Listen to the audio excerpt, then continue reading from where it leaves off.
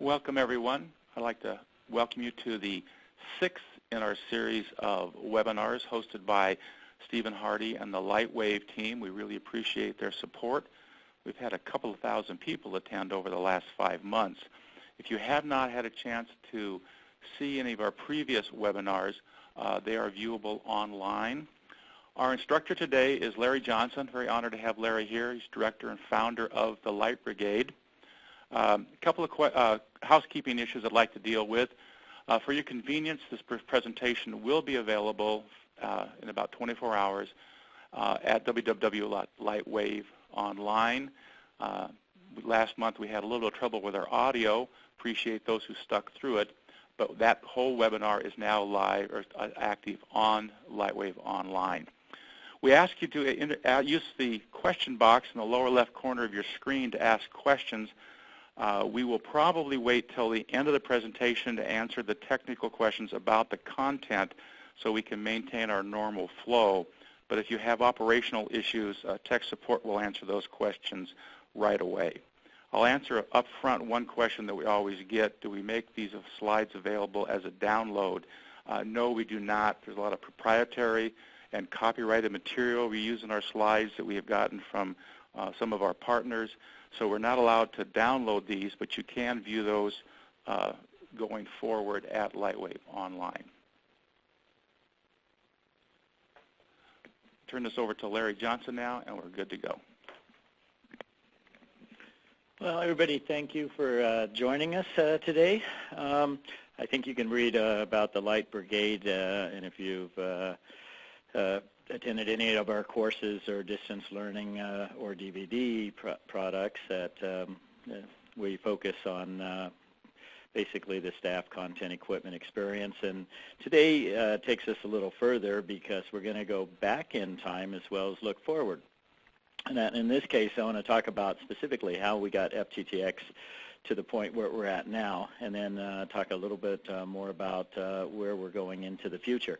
So the first part was when Ted Mayman invented the laser, and actually on May 16, 1960, that provided an impetus for STC, Standard Telecommunication, out of the UK, and the labs, STL, who Dr. Charles Cow worked for, and he was issued an assignment to say, we have to take advantage of this optical spectrum, and what would be the method of delivering the bandwidth over these fibers. And basically he wrote a paper in 1965. It was published in 1966 by the IEEE, and is still available through the IEEE. But he defined what was causing the problem with fibers and glass at the time, which was the impurities in the glass and how to resolve them. He wrote this paper, and it took 4 years before Corning actually was the first company, and they manufactured a fiber to meet Dr. Cow's specification, which was less attenuation of lower than 20 dB for a kilometer span. At the same time, it was many years to learn how to work with the sources and the fiber structures and manufacture and terminate and test. And in September 1975, the first commercial installation took place for the Dorset Police Department in Bournemouth, England. This following picture you're going to see is actually the building of the Dorset Police Department in Dorset, and even though the fiber's been long removed from it, it was the actual first commercial installation. And if we progress from that point, because this was 850 nanometer LED sources using 62.5, 125 micron multi-mode fibers, it was going to be several years before the next generation of fibers occurred. This was 1300 nanometers in multi-mode fiber in 1981, and several years later, single-mode fiber was basically produced and installed. Now notice it says 1300 nanometers, not 1310. We did not apply the term 1310 nanometers till 1988. In that, so it was considered the 1300 window still at that time. It wasn't until T8 that the lasers were found to be optimized for lower dispersion if they would be at 1308 nanometers, which was rounded up to 1310. In 1985, another window opened up, which was the 1550 nanometer window, again on single mode fiber. In 1988, the SONET SDH standards for telephony services worldwide was released, and ANSI also released the Fiber Data Distributed Interface Standard for local area networks with self-healing features and high-speed backbone communications. The 1990s, we saw the improvement on laser diodes, the implementation of optical amplifiers, which really led to dense wavelength division multiplexing, which also required different filters and gratings to multiplex and demultiplex these lasers. In the 2000 millennium, we've seen coarse wavelength division multiplexing, dense wavelength division multiplexing, reconfigurable optical add-drop multiplexing, vertical cavity surface emitting lasers, and also the effects of dispersion, in particular polarization mode dispersion, taking us beyond chromatic dispersion. What I want to do, though, is if we take a look at those early years, it was pretty much the development of fibers. But way early, Charlie Cow, in an interview I did with him in 2001, he noted that it was the video bandwidth requirements that was shown at the 1964 World's Fair in New York City that really instigated that we're going to need a lot more bandwidth, and that we had the laser source and we had a demand for video bandwidth into the future. But in 1989, there was a forum held in Orlando, and it was Fiber in the Subscriber Loop, and it was sponsored by the National Engineering Consortium and the USTA. And in this, and I just listed a few here, but there were studies presented by different service providers, such as the ones listed, SaskTel, who was really early on implementing fiber throughout the province and actually went through the 850 and the 1300 multi-mode and then to the 1310 single mode in a period of 6 years. Graham Bradley did a great discussion about their findings and what they were learning about. At the same time, Jones Intercable was talking about the cable TV perspective, and we saw GTE, 9X, Bell Atlantic, Contel, and others putting on their findings. In other words, they were putting in fiber to the home trials, but they were also learning how to implement this technology. One of the sessions was the British Telecom with their TPON solution, which featured splitters, single-mode fiber, bidirectional transmission, limitation of only 10 kilometers, but the split ratio was 1 to 128. And again, time division, multiple access, and providing AM transmission, analog AM transmission for cable TV, asynchronous transfer mode, and then for data was the Integrated System Services Digital Network, ISDN. But the TPON solution that was presented in 1989 ended up becoming the basic foundation of the Full Service Access Network, or FSAN, which developed this as the S652 document, and then this was eventually put out as the first standard by the ITU's Telecommunications Division as the G.983 BPON standard. But at the time we didn't have internet, so we were really talking about ISDN and broadband ISDN services. Okay. So the driver, though, on this evolution also was replacing copper circuits with fiber, and the cost basis of this was to eliminate regenerators or repeaters and that. And so as each wavelength was implemented, the spans became greater, which lowered cost. And in this chart, you can see where multi-mode, when it went from 850 to 1300 nanometer, the attenuation went from 4 dB per kilometer at the time down to 1. And then single-mode technology dropped that down to 0.5 dB per kilometer, down to 0.3 approximately in the late 1990s. At the same time, the erbium dope fiber amplifiers were developed. David Payne's group out of the University of Southampton and then Emmanuel Desavir out of Alcatel out of France on the development of optical amplifiers and erbium dope fiber. And those opened the door for dense wavelength division multiplexing. And in turn, DWDM opened the door for fiber to the home, and we'll explain how this occurred and why it occurred.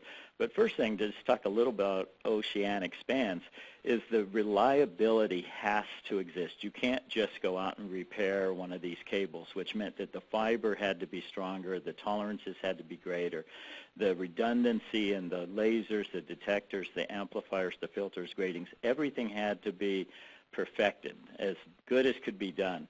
And once you develop something that's technically correct, including all the test equipment to measure this, from the manufacturing processes all the way through the service provider implementing these technologies, then you end up having a tremendous amount of products that you can also manufacture at lower cost.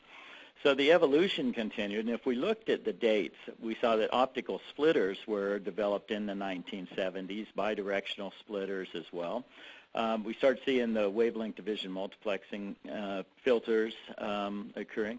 The cable TV industry was using the star topology, and if you put all these together, you basically get what would be the PON, or the passive optical network solution, which is for fiber to the home today, which is using splitters to decrease the cost from the optical line terminal to multiple users.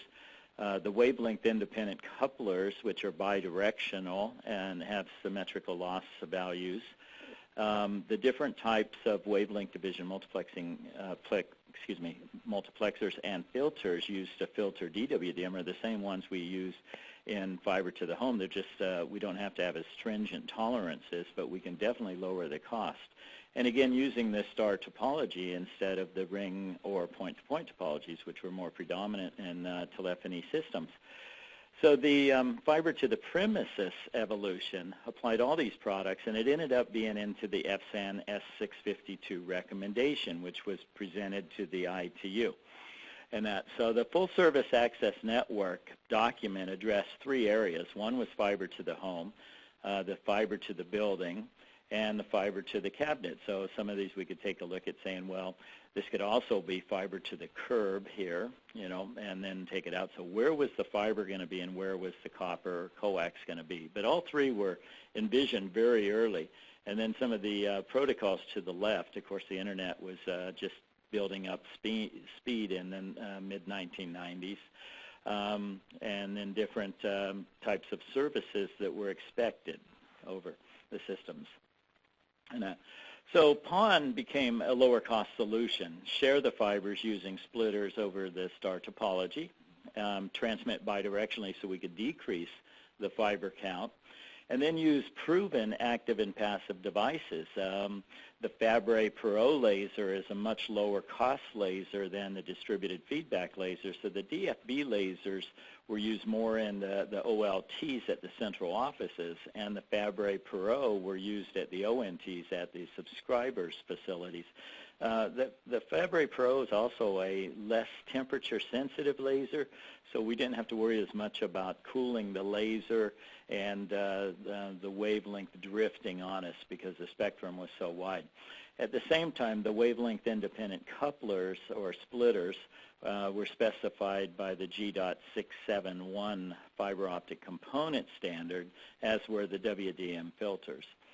And because there was so much standard single-mode fiber already in place, the standardization of the ITU's G.652 standard was built into the G.983, 984, 987I, IEEE 802.3 standards as the foundation. This meant that the service providers who had installed single-mode fiber from day one could use that same fiber for fiber to the home. Now, at the same time was we started looking at different wavelengths. Now, the 1310 wavelength is the standard wavelength used in fiber transmission systems by most service providers, not the long-haul carriers. The 1550 nanometer wavelength, though, was being used dominantly by the cable TV industry.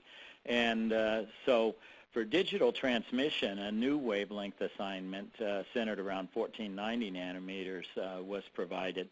But this still comes back to DWDM because one of the two pump lasers made for the erbium dope fiber amplifier was the 1480 nanometer laser.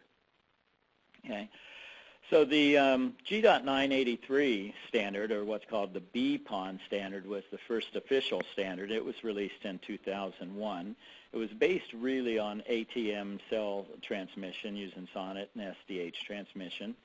It provided symmetrical or asymmetrical transmission upstream, downstream, bidirectional over one fiber. However, there was a two-fiber solution provided in the standard, just really was never implemented. The distance was specified as 20 kilometers. The split rate a maximum of 1 to 32.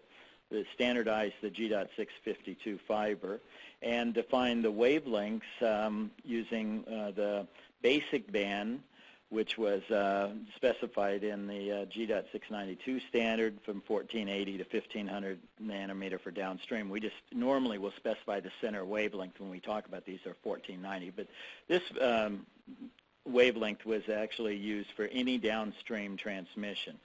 The O band, or original band, another 692 designation, was used for upstream, and again, this is centered at 1310 nanometers. And then the enhancement band from 1550 to 1560, this was specified by the G983 standard. This band was used for video transmission downstream. It did not define video, either analog or digital. It just said video. However, if it was digital content, it made more sense to put this in the 1490 transmission versus the 1550. The next standard that came out was released in 2004, and this was the GPON standard, and this is the G.984 standard. It could handle, using GPON encapsulation method, or GEM, it allowed the transmission of ATM cells or the larger Ethernet packets, and could handle data rates up to approximately 2.5 gigabits per second, or OC48 levels. The splitter options were also enhanced in GPON to offer the 1x64 splitter options. However, most users use the 1x32. It still offered the RF overlay at 1550 nanometer and offered symmetrical, asymmetrical options. Now, one thing that we don't hear much about in PON solutions, because the distance tends to be less than 20 kilometers, is reach extension or reach extender. And what this is allowing longer spans for it. And the GPON standard was the first to offer this. Another standard released in 2004 was the IEEE 802.3AH Ethernet standard. This addressed both point-to-point and point-to-multipoint architecture. So this way it could be dedicated, or called active Ethernet, or it could also be EPON, or Ethernet Passive Optical Network. A little note, any of the Ethernet standards do not have the hyphen in EPON. Any of the ITU standards have the hyphen. So you'll see G-PON, where in EPON it's EPON. And that's the way it's specifically into the standards. And so I'm hoping not to confuse you with some of the charts with the hyphens moving around. It's actually very intentional. Put them as the standards specify these. Active Ethernet and EPON, though, is very friendly for the transmission of IP data. Different data rates from 10 megabits, fast Ethernet, to up to gigabit Ethernet. But without the splitters and the attenuation of the splitters, you can get much longer span distances. And I've seen distances greater than 80 kilometers, and that, but 80 kilometers is what was in the standard, so I use that number. But in the point-to-multipoint architecture, EPON, 10 and 20 kilometer spans were used with both symmetrical and asymmetrical transmission. Okay, the next... Let me move up one there. Thank you. So EPON, again, specified by G.983, it's an IEEE standard, but it uses the G.983 values in the specification for the wavelengths upstream, downstream, the fibers, and the components. The fibers are the ITU G.652 again, and the components are specified in the G.671 component standard. Also, different split configurations, 1 to 16 and 1 to 32. And the part numbering system on EPON is actually pretty straightforward. If the designation is PX, it means it's a PON system. And if it's an LX, it's a dual fiber. And this is pretty simple to implement because most service providers have implemented dual fiber systems, one transmit, one receive. The BX configuration is bidirectional, and that for the active Ethernet as well. So an example is listed below. Okay.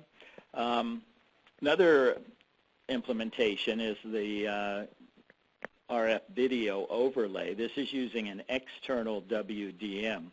So it doesn't require an OLT, but it does require at the ONT a video port. And this is up to the manufacturers of the equipment to make sure they have the right optical to electrical output with the RF connector. But this is typically legacy analog amplitude modulation transmission analog format using the 1550 nanometer enhancement band. The external WDM adds 1 dB of attenuation to the span, and this could easily be implemented into virtually any service provider's network. However, most RF overlay systems use an EDFA for amplifying the signal too. So not only do you have the WDM, but you also have the EDFA. Okay, active Ethernet, longer spans, dedicated bandwidth. Just why would someone use active Ethernet versus a PON? So one, you can get much longer spans. The other is you can provide dedicated bandwidth to different users. We use the SFP and SFP Plus modules, so these are the 1 and the 10 gigabit modules with a standard footprint, and either in a dual fiber LX or the single fiber BX configuration. Now another option though is, people will talk about the PON and, as a home run, and this way you put the splitter in the service provider's hub and you cross-connect and have dedicated fibers to the users, but you're still splitting the bandwidth between however many users. But on the other case, you have a dedicated fiber going from the service provider to the subscriber. And because of that, you can actually implement a PON network and you can implement an active Ethernet network, but you bypass the splitter if you have customers that require higher bandwidth going out. In this way, you have a dedicated fiber to each user. So a blended PON active Ethernet solution may be in your best interest in your architecture versus just one of these.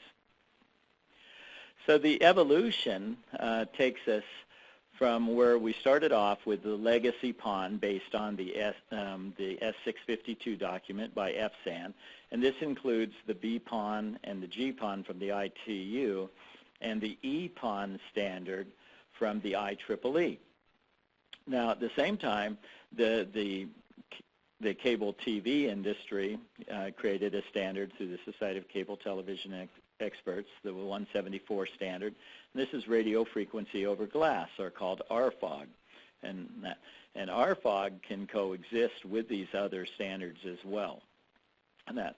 The second generation of standards is the 10 gigabit standards, and so we have 10G-PON by the ITU as specified in the G.987 standard, and we also have the 10G-EPON standard issued by the IEEE in the 802.3AV standard. So that's the second generation. And then we have the third, which is the futuristic, which is the WDM PON solution.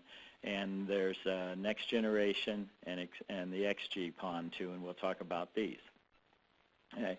So we have to go back to FSAN. And remember that FSAN created the original standards, which became the legacy G.983 and 984 BPON and GPON standard. Well, FSAN is also working on next generation networks, which are the 10 gigabit per second standards released by the ITU, and these are the G.987 standard with a complementary standard, the G.988 standard. And this standard also addresses WDM, those standards don't address WDM PON, but the next generation PON 2 standards do, which I'll talk about in a few minutes. But they do allow splitter options to increase to 1 to 128 and also 1 to 256. So, and to account for that extra 3 or 6 dB, then it means you're going to have higher power on your laser or greater sensitivity on your receiver circuits. The standards also address electrical and optical amplification to do reach extension up to 60 kilometers. So the XGPON1 is specifically to the 10 gigabit per second G.987 standard, which also has the optical management and control interface function, a new classification of power level called a C++, which means you're at 32 dB of dynamic range. And it also addresses coexistence with legacy PON systems.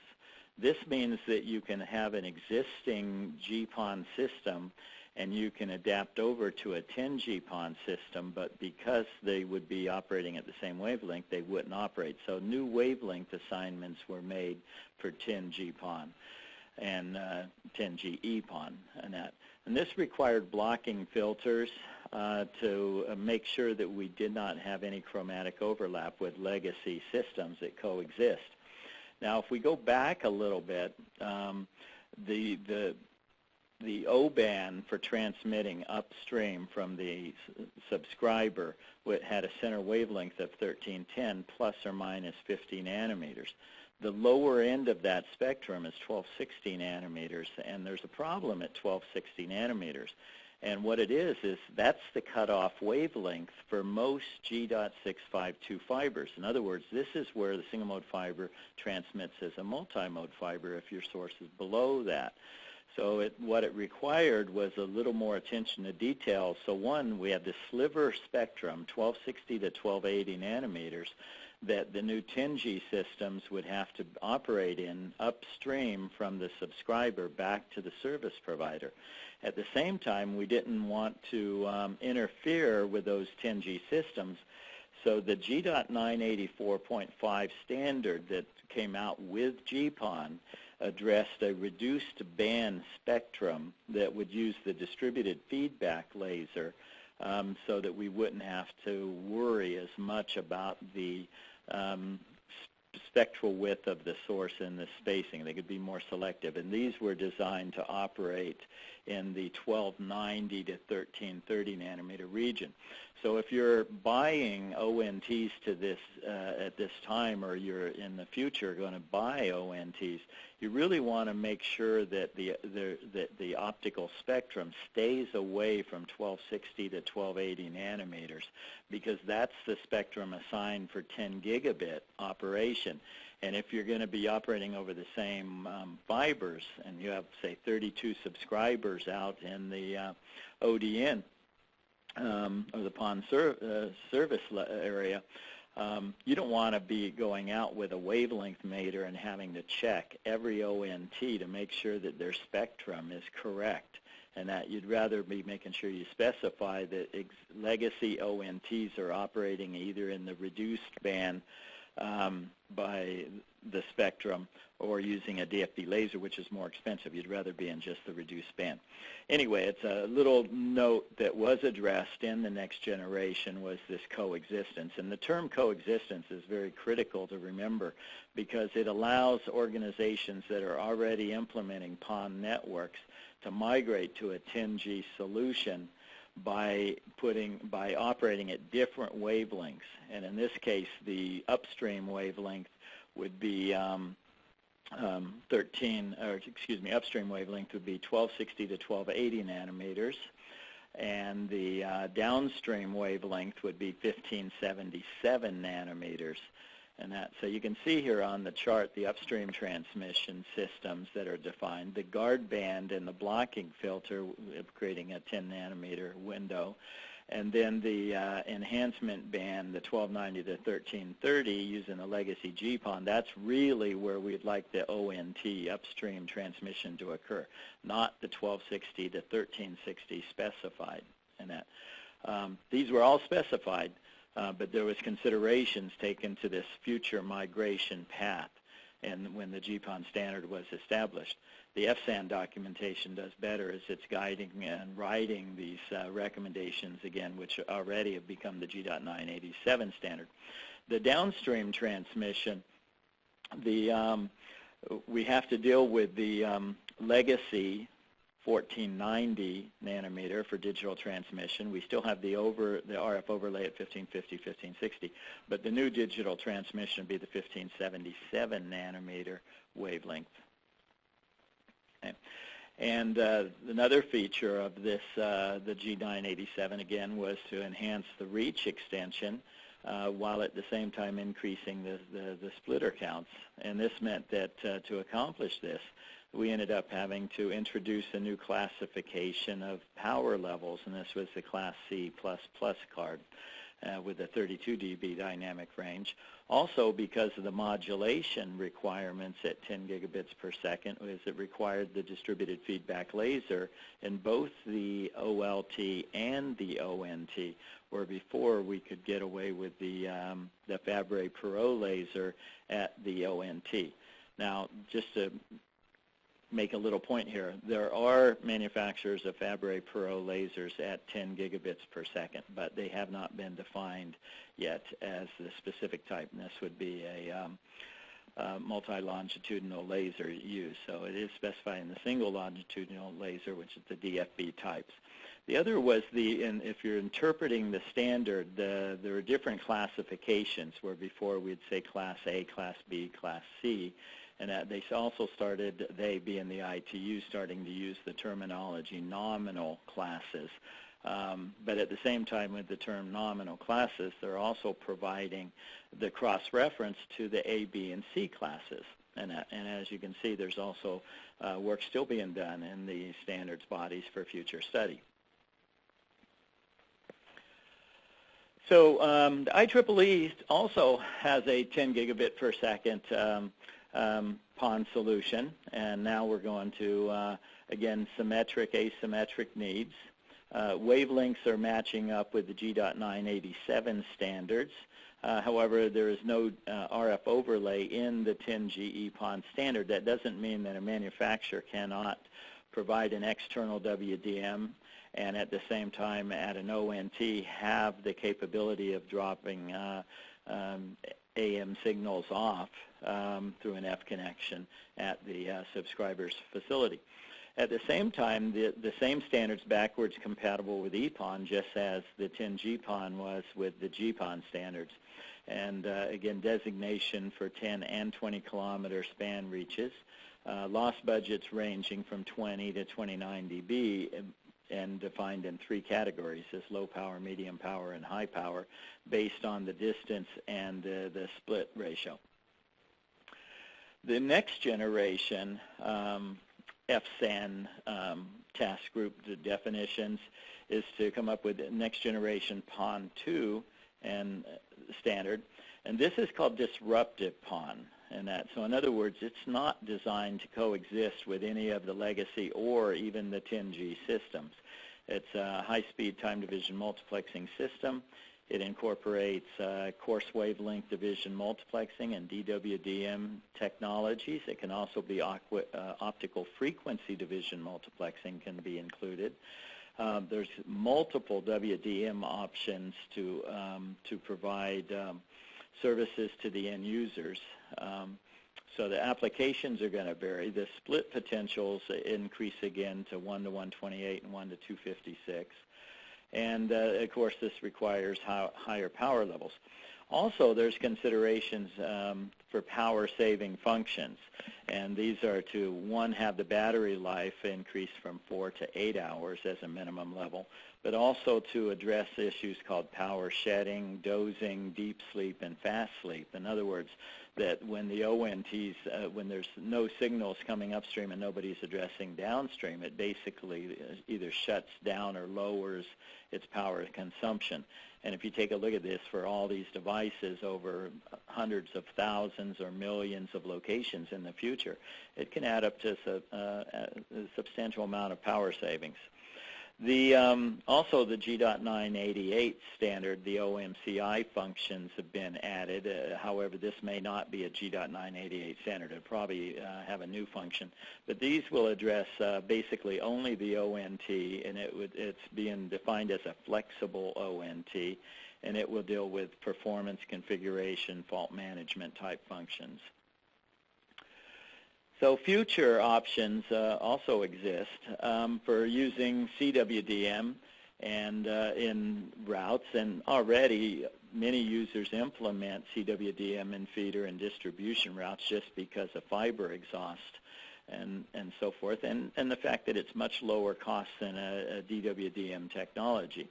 But the future allows us the ability to use DWDM and allow for each subscriber to have dedicated spectrum to their ONT. But today we're currently using DWDM more in feeder routes, long-haul routes, rarely in distribution, but depends on the needs. So there's the technology itself, and the good news is DWDM keeps moving forward quickly. It's being implemented still, being operated. It hasn't gone away. It's still the key technology for long-haul transmission. There's ODM, the optical distribution system. It should be ODN, the optical distribution network, not M. And there's outside plant issues on implementing DWDM in the outside plant, and this has to deal with the filters and the cost associated with it. So one solution, though, is a hybrid WDM PON. In this case, the feeder would have multiple wavelengths, maybe a CWDM approach where you have maybe 8 different channels you're going to use. You can go out to 8 different cabinets or location or PONs, in essence, and then you can still, on each one of those, have your 1x32. So what you're really doing is freeing up a lot of fibers in the feeder or distribution route. And then you run that spectrum, that individual, say, 1291, excuse, that would be in the wrong band, say 1491 wavelength down, and then the next one would be 1511, next one 1531, etc. And so the first splitter location would actually have a filter and would branch off that wavelength, and then it's still at that point you either move the splitters out and just use a pure WDM solution, or you do a hybrid solution where you have the WDM and the splitter, so you could still multiply and get out to that many users for it. Okay. The dream is to provide everybody their own spectrum, and with DWDM solutions now, it's 50 gigahertz spacing, which is 0.4 nanometers. That's a pretty narrow laser spectral width, and to get those lasers that short or narrow of a spectral width, that means you're going to pay more for wavelength lockers. And for stabilized cooled lasers, and at the same time your filters or gratings have to be much tighter from a manufacturing standpoint. So if you want to start dropping down to a lower level, and you say 25 gigahertz or 12.5 gigahertz or so forth, and that there's a cost impact to this. So the good news is we use DWDM technology. It's proven technology. The components are there. The case is, how do we make a product inexpensive enough and still maintain the quality to be able to provide dedicated wavelengths to users? So as a conclusion, first, Charlie Cal in the early years recognized that video would require the high bandwidth transmission, and that fiber was the solution for that transmission using the laser light source. The fiber to the home field trials that started early in the 1980s and that were instrumental in finding out what worked and what didn't work. And even at that time, the regulatory world, especially here in the United States, was very stringent on allowing triple play services, voice, video, and data, to occur. And in the GTE site in Southern California, which was a huge one, the California regulatory body had to allow them to transmit video as a field trial. But now it's pretty much taken that it's digital transmission, and triple play is quite normal. But the field trials came up not only with the technical issues, but the operational issues, the regulatory issues, what worked, what didn't work, the cost of truck rolls, service calls, the technology. And this would eventually be kind of static for 10 years, and that from the late 80s while there were field trials going on. It was really the DWDM technology really kicked off in the 90s, and it really provided the solutions we needed as far as low-cost splitters, low-cost filters, low-cost laser diodes, very high-performance versions of these. But then the technology allowed us to make lower-cost versions, which led directly to fiber-to-the-home products being used at a low cost. And DWDM technology will continue to deliver these solutions for supplying bandwidths to users.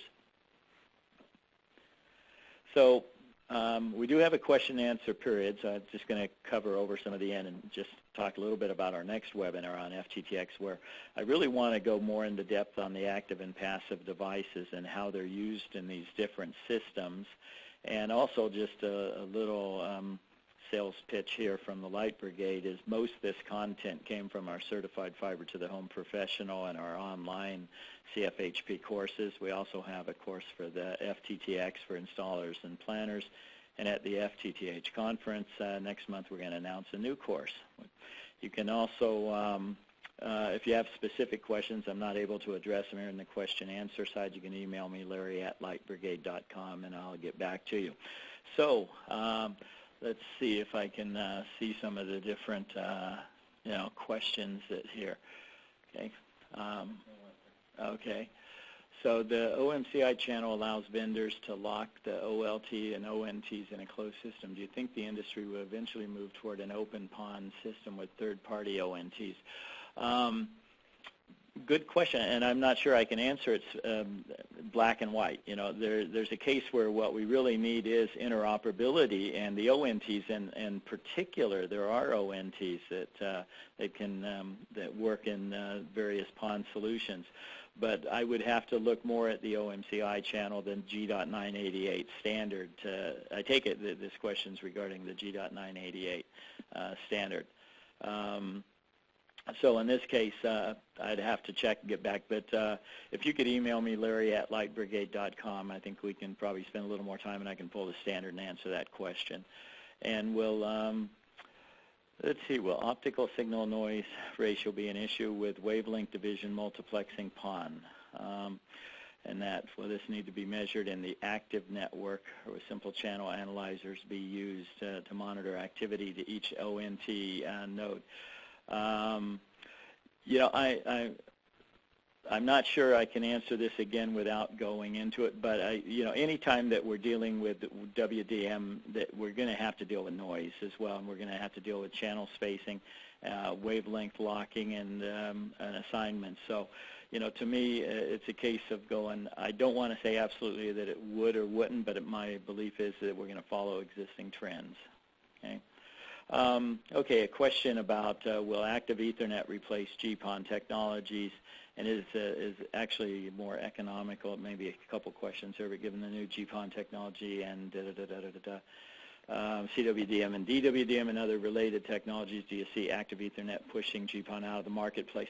I don't see that. I see cases where GPON, because it's a shared approach, it's a low cost to implement, but if you get dedicated subscribers that are going to require high bandwidth, that active Ethernet and GPON can coexist, and especially if you're running home run architecture. But even if not, then you could run the optical spectrum using CWDM, for example, out to the splitter location, and that but bypass the splitter and they go with an active Ethernet. But then you'd have to have a powered switch there too, so you have to think about the powering issues. Okay, and the question, will there be a standard test suite for FTTx like fiber characterization on long-haul fiber? There's already different standards in the ITU, and they're primarily under, instead of the G designations, they're under the L designations that are calling out the different test requirements and maintenance. The U-band, 1625 nanometers up, has been assigned for fiber management and maintenance operation.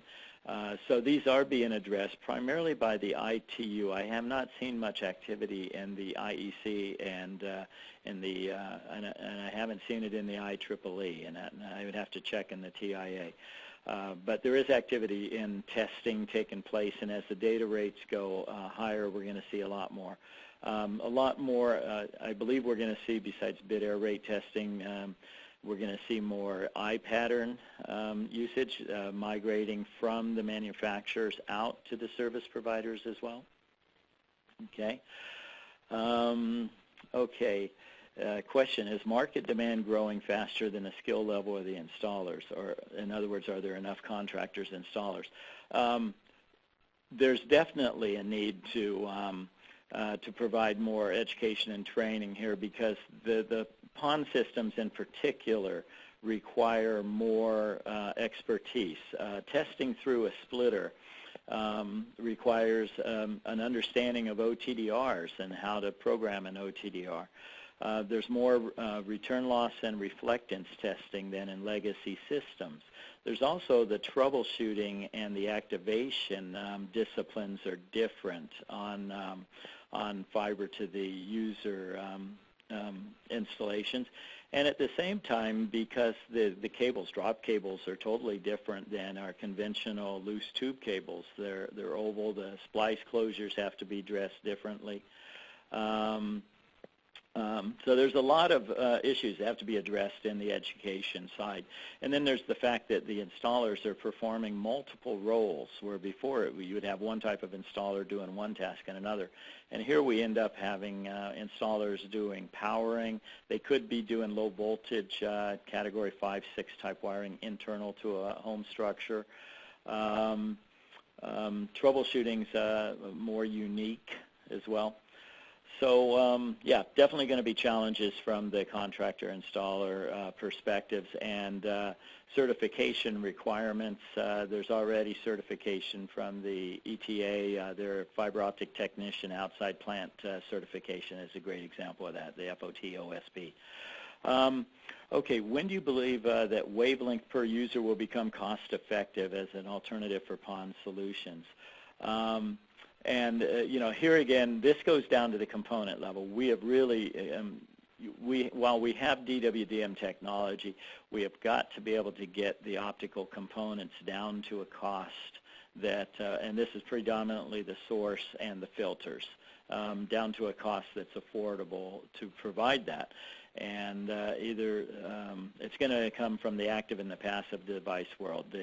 But the bottom line is you still have to install the fiber. It still has to be placed, and regardless if we're going to use DWDM or CWDM technology.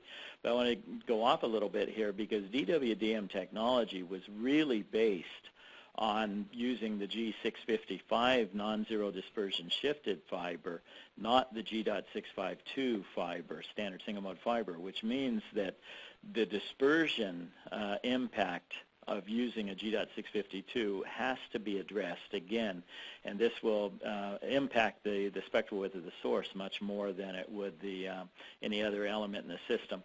So if we start looking at doing DWDM PON, then we really have to address the fiber, and this is the case when we talk about the FSAN next generation 2 fiber, where there's the coexistence is not required. That it may be that type of leap to maybe put in a different type of fiber. I hope not. If not, we're going to have to compensate for dispersion, and whether we do that actively or passively, it still has to occur.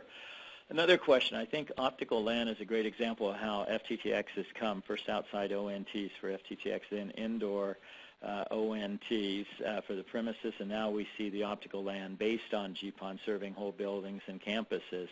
Yeah, this is a great example of repurposing a technology to provide a low-cost solution. And one of the other features of using the passive system is it reduces your power consumption at the same time. So, one, you get an extremely flexible fiber network.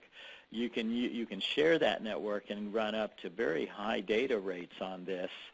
There's all sorts of technologies now for implementing, especially in campus and buildings, to lower the cost of the installation and have a very flexible fiber infrastructure in place. So the passive optical LAN or POLAN, and recently the TIAs initiated a working group to investigate POLAN.